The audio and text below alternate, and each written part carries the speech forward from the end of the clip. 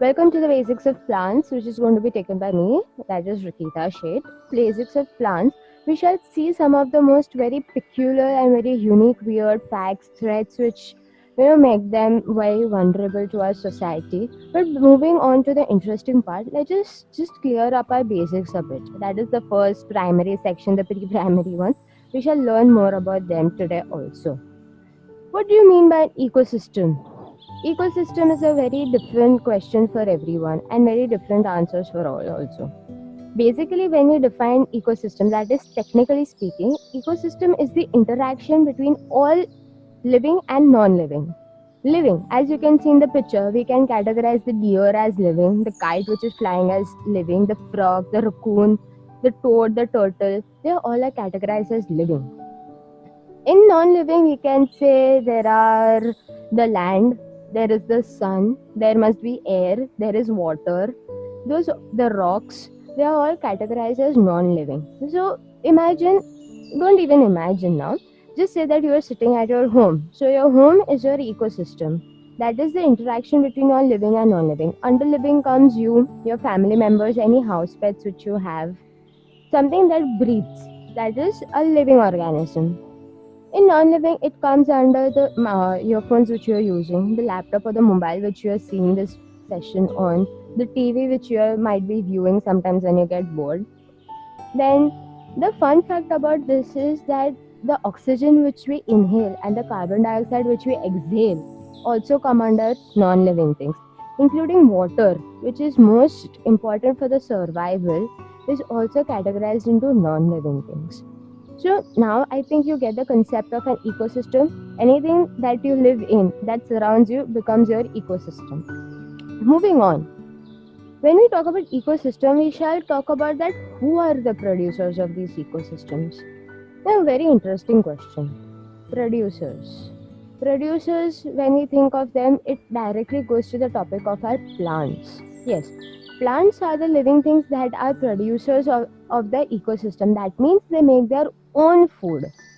Yes, we all know that plants make their own food. We learned in primary, then in secondary also, then in 11, 12, people have taken biology in very much detail. They've learned that plants are the producers of ecosystem. But how are they producers of ecosystem? It's not like they go to the supermarket or, they go to Star Bazaar or somewhere else, to make up food, or they don't order food from outside like us. So how do they become the producers of ecosystem? We shall see about that. Moving on, before going to the producers of ecosystem and all that, very heavy stuff, let's see the food chain also. A very important thing when we say the food chain is it is a very important part of our ecosystem. For example, when we say, just see the first part, that is the grass. It requires sun, it requires water. That is basically, it is a producer. Now, this is a bit going into scientific terms. Just try to keep up with this. Plants have the capacity or the capabilities to convert solar energy into chemical energy. Solar energy is nothing but our sunlight, which is getting converted into chemical energy, is nothing but the food which they eat or which we eat. Okay, so that is a food chain. Now, imagine that this grass has produced its own food, that is, it has converted the solar energy into chemical energy. Now, removing the chemical, there is an energy formed. Now, we all know chemistry, we must have learned, so we say that energy can neither be created nor be destroyed, it can be transferred from one part to the other. The same way, moving on here, the concept is same. When the grass, that is a primary, or sorry, we can say the producer, puts takes an energy, produces the energy, and when this grass is eaten by a grasshopper, that is our primary consumer, the energy of the grass is transferred to the grasshopper. Okay, moving so on, then comes the frog, the snake, the hawk. Finally, when the energy reaches the hawk, it is obviously a final consumer. उसके आगे तो उसको dinosaur खाने को आने नहीं वाला because they extinct. Now, when the hawk dies, it directly goes into the soil where it decomposes with our friends, which we know as fungi. Now, what does fungi do? It doesn't destroy the energy of it. Energy cannot be destroyed. So, what happens is the energy from the hawk goes to the fungi, which indirectly goes to the soil, which indirectly goes to the plant. जैसा बोल सकते हैं घूम फिर के पूरा circle का energy जो रहता है ना वो प्लांट्स के पास ही वापस आता है. So this is what we known as a food chain. Okay. Now moving on to the next part. Yes, coming out to the basics, very ones which we are still learning in process, that what is a plant. Now plants are autotrophs. What do you mean by autotrophs? That means they produce their own food. Yes, they produce their own food, but how do they produce it? They don't have microwaves or gas or ovens like us, so that they can produce their own food. No, they cannot do that. They do it with the help known as photosynthesis. We shall see this photosynthesis. Yeah, we all know what photosynthesis is. Let's just revise it again. Imagine, take example, this is a plant. Okay. Now it needs three things, that is the sunlight, water, and CO2. We all know that. So when sunlight, water, and CO2 is given to this plant, it gives out two elements. Okay, which is known as oxygen, and second is known as the food which they produce.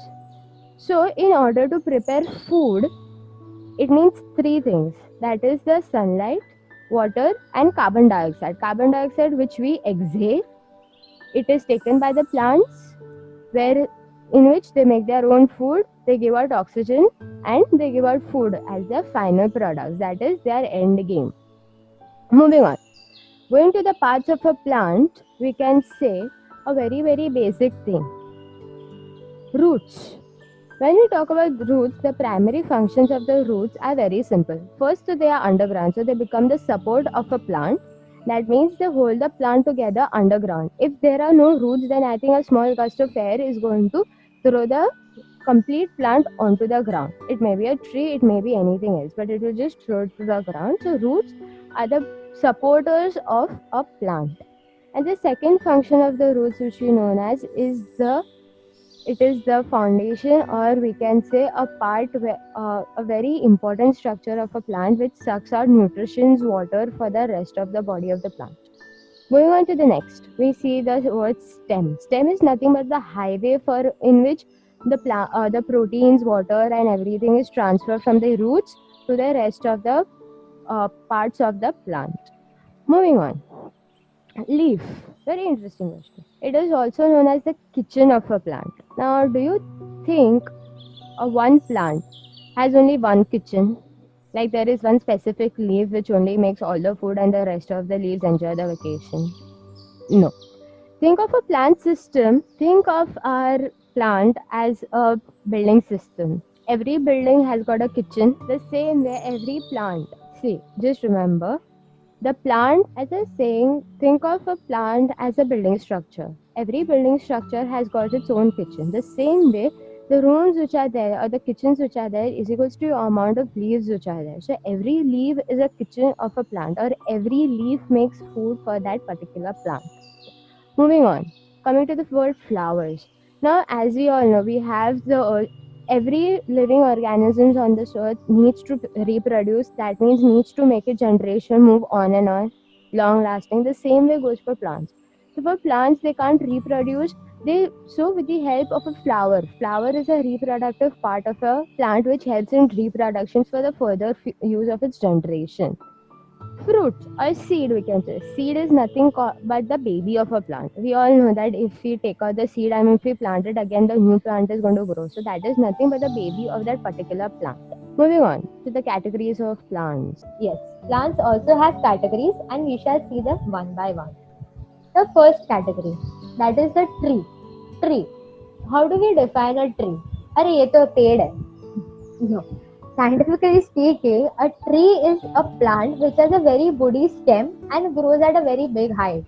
Just like for example, we take this tree, it's a banyan tree. Can you see the stem? It's quite thick. So basically it makes a tree. The tree's characteristics once more I'm saying it has a very woody stem. This plant has a very woody stem and it grows at a big height.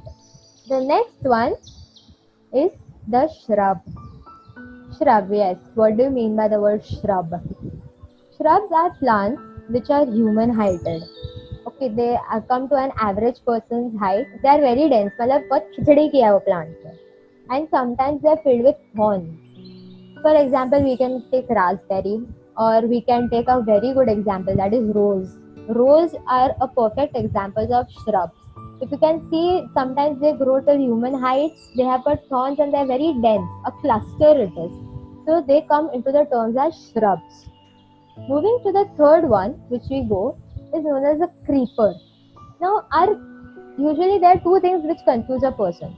Are creepers a plant which crawl on the ground, or they climb up on the wall, or something else? To solve that, we say creepers are plants who crawl on the ground. Now, there must be some reason for them to crawl. Correct. These creepers crawl on the ground because the fruit of these creepers or these plants are so heavy that the plant cannot take the weight of it. The stem is not able to take the weight. That's the reason why the fruits are so big and then they have to crawl. Moving on. Climber. Climber, yes. As creepers, we have got climbers. So climbers are the plants which climb up on the wall. We've seen the common example is a money plant. We've seen it so many where they grow anywhere. They grow on the walls. They can grow on our window railings. They grow on a tree. Why do they grow like this? Why can't they, grow individually like their own? They have their own support? No. Climbers such as money plants, the stem are quite weak in nature. So they need to take a support of anything that is very close to them. So it may be a wall, or it may be a window railing, or it may be a mesh, or it may be some other tree.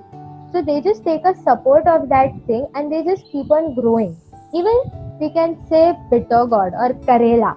We don't like to eat that. Still, bitter gourd is also an example of climber. If you can see in the picture, you'll see the bitter gourd is growing on a mesh. The mesh is helping it to stay stable and climb up. So we completed 4 categories. First was the tree, second was the shrub, third was a creeper, and fourth was a climber. Moving on to the last category, it is a quite important category when it comes to plants. That is the herb. Yes, herb. I know what you guys are thinking. They are plants which are used in medical or scientific research or who have medical purposes. No. But okay. But basically a herb is defined as any plant who has a soft green stem. Okay. Any plant, जैसे घर का ले लो, कोथिमीर ले लो, you take coriander, you take mint, they all are examples of soft stem. You can just break it with your hands. So they come into the category of herbs. Even tomatoes. Yes, tomatoes also come in the category of herbs as well as banana. I know most of you have misconceptions that banana is a tree. No, banana is not a tree, it's a herb. Because if you see in the picture, you will be able to see the stems of the banana are greenish in color and they're quite soft in nature. So banana is recorded as the world's tallest herb. Okay, so we completed the categories. Moving on, we'll go to importance of plants. Plants give us various importance to think about. We shall see some of them, the major importance of what plants is. The first comes is food. Yes, plants provide us with lot of foods, a lot of other nutrition stuff, beneficial health benefits they give us. Did you know that we as humans, like human beings, eat all the parts of a plant? Yes, we eat all the parts. For example, we eat roots of a plant such as carrots, radish, beetroot. We eat a stem which comes in onions. Then we come as leaf, green leafy vegetables. Palak आता है, कोथमीर आता है. Then comes the flower, that is the cauliflower, big one. Then fruits, tomatoes, ladyfinger, brinjal, they all are fruits. So we as humans, we basically consumed all the parts of the plant.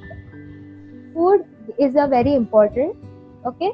Next goes to medicine. Yes, when we say medicine from plants, our mind directly goes to Ayurveda. Yes, Ayurveda, the medicinal studies, everything. But seeing that the Ayurveda is the most oldest and vast medicine to study. Plants medicinal properties which can cure from various diseases, like from cancer treatments to a simple throat cough. Plants take anything and everything, and they do produce many medicinal abilities also.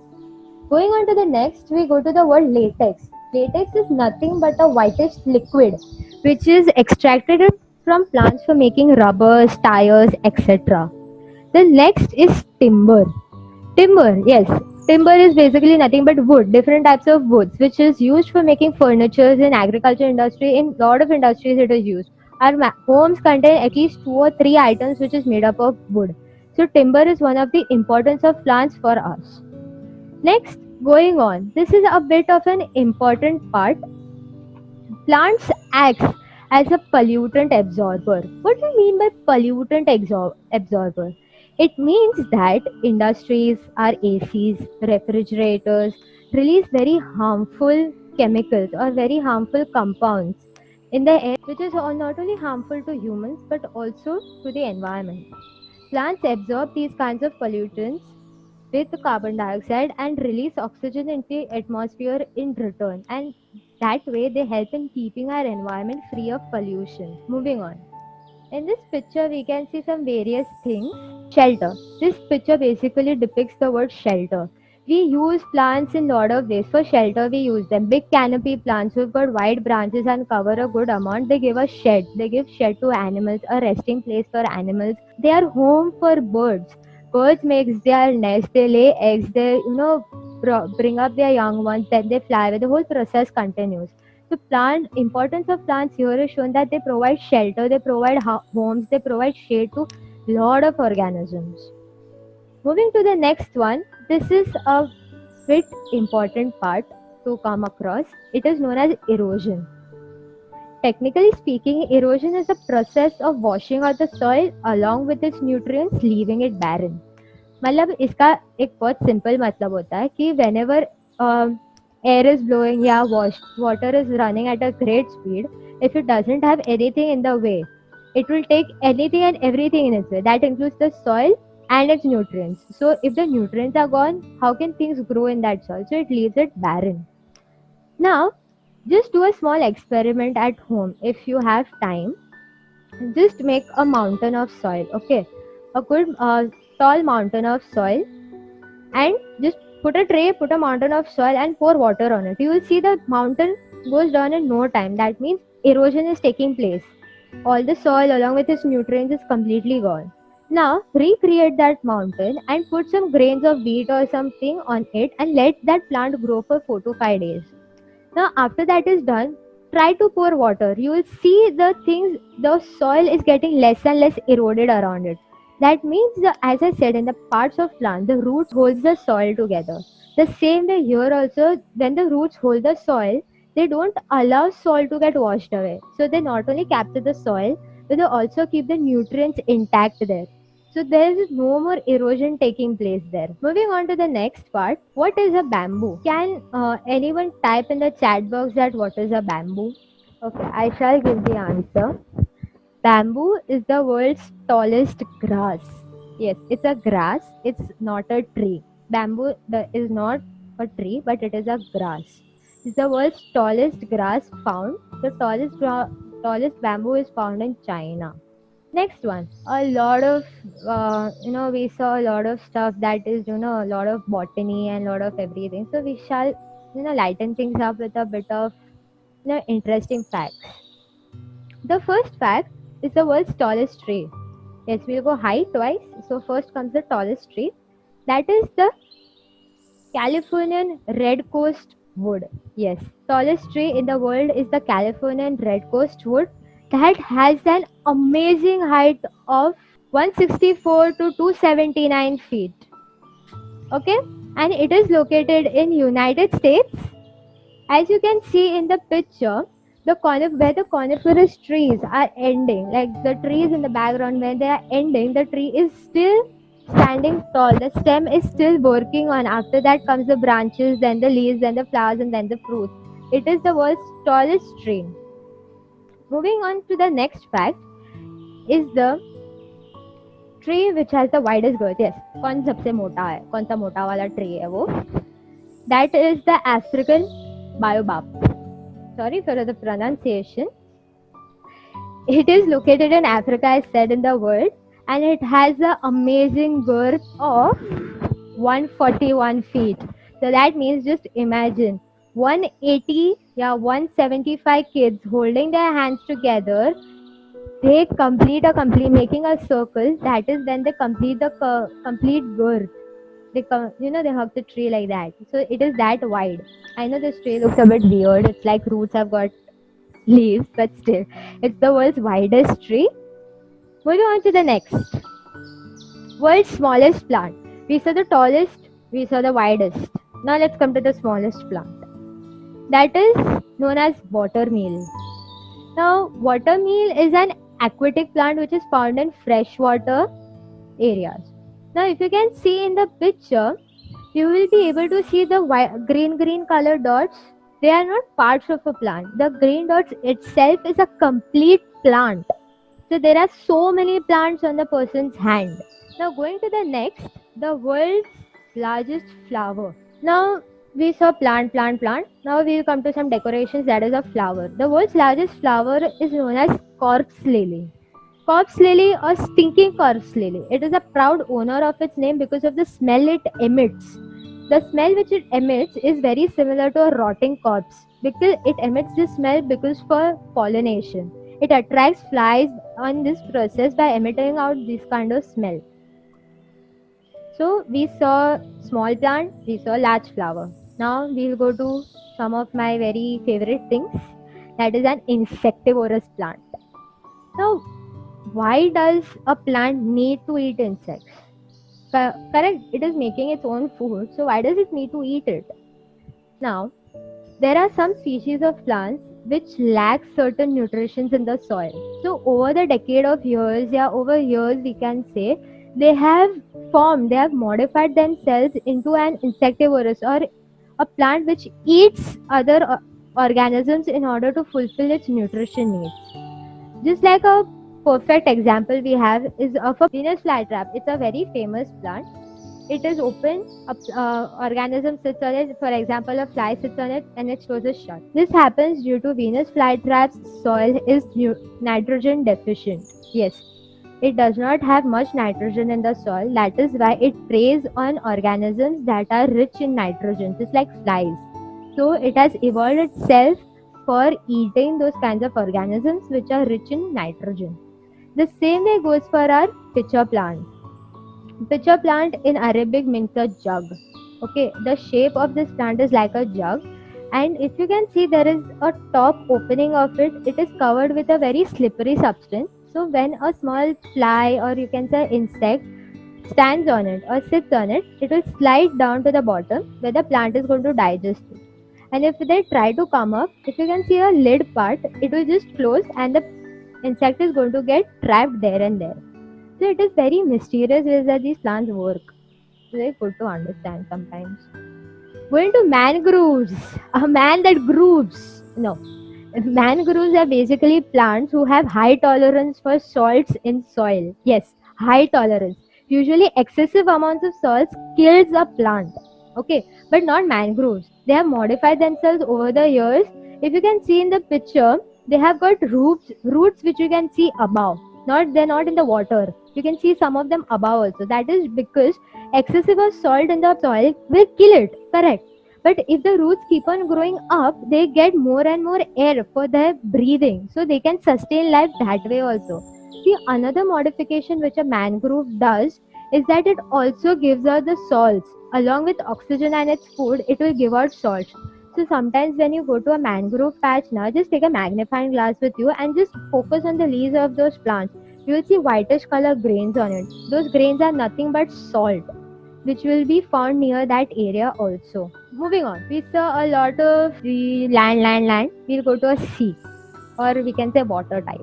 So the largest seaweed that is found is known as sargassum. Yes, if you can see in the picture, this is a picture of sargassum. It is the largest seaweed, about 60 meters it is, and it can go on and on for a very long time, you can say. These plants in olden days were known as evil spirits or as sea monsters. The reason behind this is very simple. When ships used to go through this patch, the sargassum used to get stuck into the propeller of a ship. Propeller meaning the fan which is under the water, which helps the ships to move. If it gets stuck into that fan, then the entire ship comes to a standstill, making people think that it was a evil spirit or a sea monster who has done this, but no, was a simple sarcasm who had done it. Moving on, mind scratching facts. Yeah, unwanted खुजलीज होती है. The suicidal plant. First, a proud owner of Australia. Yes, we can say Australia. It belongs to Australia and it is a kind of a plant which has tiny hairs all over itself that even one sting from this plant, like even if you touch this plant, the sting is so deadly that it makes you feel like you want to die. The pain is unbearable. It has such kinds of toxins inside. And this pain doesn't just last up to 24 or 48 hours. It can last up to one day, it can last up to 1 month, or even several years. Okay, so this is a plant which you need to be careful of sometimes. Next, moving on. Coming back to India, we saw international trees. Now we'll come back to India. That is the Khaj Khujli plant. Yes, proud owner, India. It is a plant or we can say fruit which is similar to looking to imli. कभी कभी इमली के लिए भी इसको mistake किया जाता है. That is why we keep on scratching ourselves like monkeys. If you can see in the picture, you will see small hairs on it. That hair, if you touch those kinds of hair, those stingers, they create a kind of an allergic reaction or a reaction which makes you scratch that part, and it can last up to like 24 hours or 48 hours. Depends on how much you have handled it. So these are some mind scratching facts. We saw some interesting facts which covered. We move on to this. Pests don't prefer them. Yes, कभी भिंडी कटते हैं या we cut any of the other vegetables or fruits, we see some worm types of insects there. Why it doesn't happen in case of these two? Can someone answer it? Okay, so basically this happens is because if you can take the case of banana is the most soft. It is very soft from inside, but if you see the peel, it is quite hard and it has got high level of potassium inside it. Okay, so when any pest goes on to that and if they try to bite it, it ruins the taste of it. Even when you can also try it at home if you want, that you can take a peel of small banana and try to bite it. It is going to make your mouth taste very bad. So that's the reason why pests don't prefer bananas. And second, they don't prefer oranges, or I could say the citrus family, is because of the covering inside. It has got a high amount of citric acid. We all know that is why it is known as a citric family. When it has got high amount of that citric acid, pests don't naturally prefer them because they are unable to penetrate inside. The outer skin is only so thick. How will they go inside? And even if they try to reach, they don't like the taste of it, so they come out of it. That is why pests don't prefer them. Moving on to the next one. Yes, it's a fun fact that mangoes also have a defense mechanism. When we saw the importance of plants, we saw latex. The same way mangoes also excrete a latex. Right now, seasons are people tell that don't touch the liquid part, it causes irritation, it will cause blisters. The same thing, that is the latex which has an irritating compound in it, which may cause blisters, or if it goes in the eye, it may cause temporary blindness also. Moving on, threats. Yes, we saw fun facts, we saw interesting facts, we covered a lot of things. Now let's just go to threats. Forest fires. One of the major threats which is given to the plant system, we can say, is the forest fire. It's a kind of a fire which is it is produced at a very large scale. Okay, very large scale. It is impossible for us to extinguish it also. Recently we had two of them, the Amazonian fires, the Australian fires. It took everything in its path. Forest fires can be caused due to a lot of things, like you can say lightning, two dry leaves rubbing each other. It can be man-made or it can be accidental also. So forest fire is one of the main threats which we can cover. And second goes to the deforestation. Population grows, industry demand grows, deforestation happens. So deforestation is done due to various reasons. First is for industrial purpose, high demand in timber. Second is for human civilization to come across. Third, maybe for agricultural purposes to cultivate new things. So deforestation is done at a lot of fast pace, even sometimes for medicinal purposes also. Before ending, we recently had the locust attack. Yeah, we have heard Rajasthan mein, we had here recently Mud Island also. Why does this happen? Like, why does locust attack? It's a big thing. So basically, locusts are those kinds of creatures that will eat anything which does photosynthesis. That means they will prey on every plant. It may be a crop or it may be some wild plant. It will feed on any of the plants. And and it will travel in a very very big group. So it destroys everything. These reasons are due to various factors. Okay, so when pollution goes up, okay, pollution is done, the number of birds who eat these kinds of locusts or insects who eat these kinds of locusts decreases naturally because their habitation loss or they are not comfortable. So if they decrease, automatically the locust will increase. There is no one to eat them, there is no one to control their population, so automatically the spike rate will increase, the population will increase, which will result to the destruction of crops, destruction of plants, and in order we will be facing the shortage of food. So this thing is also considered as a threat. Before ending, one more small thing, it's just a small did you knows, some amazing facts which I have come across. Most of the plant life is found in oceans. Yes, 85% of plant life is found in oceans, and yet 25% is only being discovered. Earth has more than 80,000 species of edible plants, but we just consume 30 of them. Yes, we can count on our fingers that how many plants we can eat, and we just eat 30 of them. But there are around 80,000 species which are still edible, but some are not even yet discovered.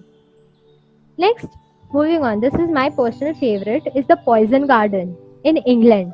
A duchess had made this garden in the Alwick, which contains around 100 to 150 species of poisonous plants that may kill or may harm a human. Yes, it may contain from cannabis. It has got varieties of cannabis. It has got varieties of nightshades. It has got variety of angel trumpets. These all are plants which can possibly kill or harm a human being. The next is the first tallest tree. Yes, before the redwood tree was actually came into discovery that this was the tallest, the Australian eucalyptus was the tallest tree. It was declared the tallest tree in 1872, and it had an amazing height of 435 feet tall. So a bit bigger than the Great Bend, if you can see in the picture. Next, Brazil was named after a tree. Yes, actually it was named after a tree. So this is it, guys. Thank you so much for attending. I hope you guys had fun. I am looking forward to your questions. Thank you. Okay. Do we have any questions for this session? I think Rikita ma'am, you brought us so closer to the world of the plants that we don't have any questions on this session. But thanks a lot, Rikita, for sharing your valuable information. Thanks a lot once again for sharing your valuable, some mind-boggling, mind-bending, and mind-scratching facts which just brought us closer to the world of plants, we can say. So thanks a lot. Thanks a lot, participants, for attending this amazing session of plants. Uh, Now, on next Monday, we are coming up with the new session which will be based on adventure. Yes, the topic related to adventure. We'll be posting the updates about the topic on the Instagram as well as on Facebook and also on the WhatsApp group. So stay tuned, wait for the next session. I hope you all enjoyed. Thank you once again, Rikita ma'am. Yes. So much for attending. We look forward to seeing you in more sessions. Thank you so much.